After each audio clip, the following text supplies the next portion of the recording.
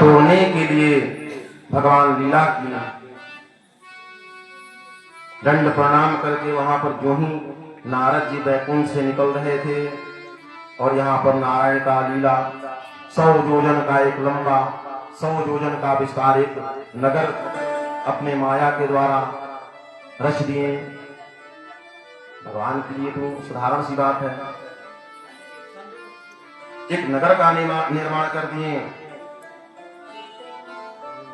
और उसमें एक राजा भी माया के द्वारा, केवल माया वहां पर हो रहा है, माया काम कर रही है भगवान का। क्यों? नारद जी का भ्रम तोड़ने के लिए। यहाँ पर जो है बैकुंठ से जो ही निकले हैं नारद जी, तो नारद जी देखे कि इतना विशाल नगर हमारे दृष्टि से कैसे बच गया। इतना सुंदर मनमोहक नगर देखकर नारद जी मोहित हो गए और ये सब नारायण का किया था। उस नगर में जितने लोग थे सब भगवान के माया से बने। उस नगर के जो राजा थे उनका नाम शीलनिधि था और उनकी एक कन्या थी जिनका नाम विश्वमोहिनी था। विश्वमोहिनी अपने सौंदर्य से पूरे विश्व को मोहित की थी वो, इसलिए उनका नाम विश्वमोहिनी हो गया। और देखिए जब नारद जी उस नगर में पहुंचे हैं तो नारद जी जब नगर का सौंदर्य देखे हैं तो उस नगर के राजा से मिलने गए उनके दरबार में। और यूं ही उस राजा शीलनिधि राजा के दरबार में पहुंचे हैं महाराज।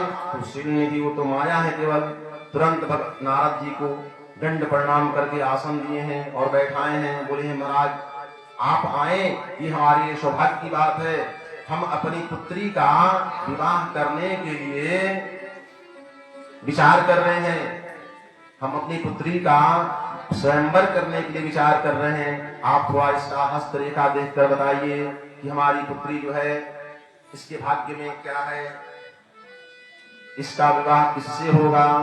अब देखिए यहाँ पर भगवान नारायण का माया सब काम कर रही है।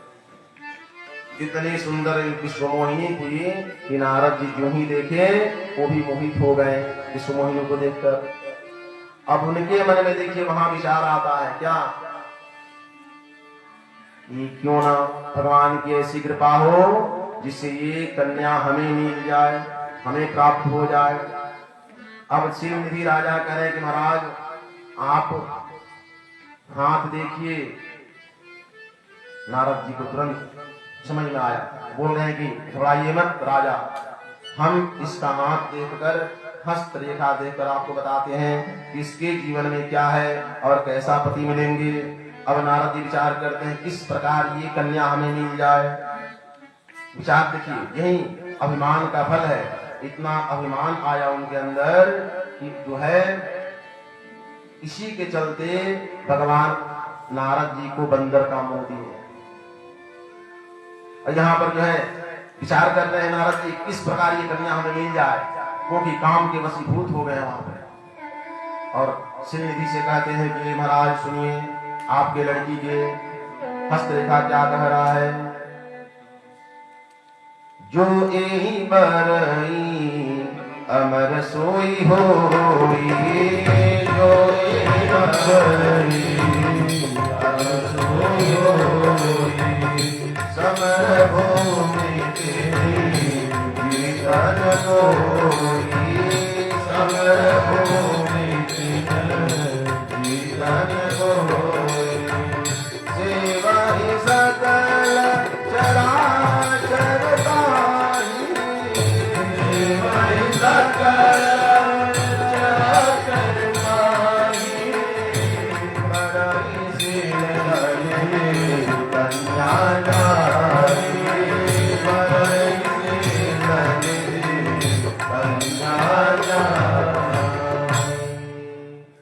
कहते हे राजा जो यही बरई अमर सोई होई, समर भूमि कहीं जीतन कोई, सेवई सकल चराचर पाही, बरई शीलनिधि कन्या जाई। देखिए जो उसके हस्तरेखा में है वो नहीं बता रहे हैं नारद। विचार करते हैं कि अगर सत्य सत्य कह दिया जाए तो हमारा नंबर तो पहले ही कट जाएगा। उसके हस्तरेखा में लिखा था कि जो अमर होगा उसी से इसका शादी होगा। नारद जी कहते हैं कि महाराज इसका जिससे शादी होगा वो अमर हो जाएगा। थोड़ा सा बदले हैं बात से। उसके हस्तरेखा में था कि अमर जो अमरत्व जिसको प्रदान हुआ है उससे इसका शादी होगा। नारद जी कहते हैं कि नहीं, इससे जिसका शादी होगा वही अमर हो जाएगा। वो तो विचार करने कि हमारा नंबर कम से कम लगे रहे। अगर ऐसा बोल देंगे तो हम तो अमर है नहीं, तो फिर शादी कैसे होगा। दूसरा कहते हैं समर भूमि तेरी जीत न कोई। अब देखिए उसमें जो दिया है हस्तरेखा में लिखा है जिनका पूजन होता है, जिसका पूरा संसार पूजन करता है वो इसके पति होंगे। नारद जी कहते हैं कि जिसका इनसे शादी हो जाएगा उनको पूरा संसार पूजा करेगा। थोड़ा सा वहां पर बदल दिए हैं। और वहां पर नारद जी कहते हैं कि महाराज आप जल्दी मत करिएगा, हम आते हैं कुछ देर में। अब वहां पर विचलित है नारद जी, क्योंकि काम उनके ऊपर प्रबल प्रभाव दे दिया है। काम के वशीभूत हो गए हैं वहां पर नारद जी। और तुरंत वहां से राजा को कह रहे सिंधी से कि राजा राजन तुम जल्दी मत करना अपने पुत्री का विवाह के लिए, हम आते हैं कुछ देर में आते हैं। और यहाँ पर जो है शिलनिधि अपने पुत्री के लिए स्वयंवर तैयार करा रहे हैं। और नारद जी परेशान, किस प्रकार वो कन्या हमें मिले, क्या करें क्या नहीं करें, विचलित है मन में। लेकिन देखिए नारद जी को यहाँ पर नारद जी काम बहुत सुंदर की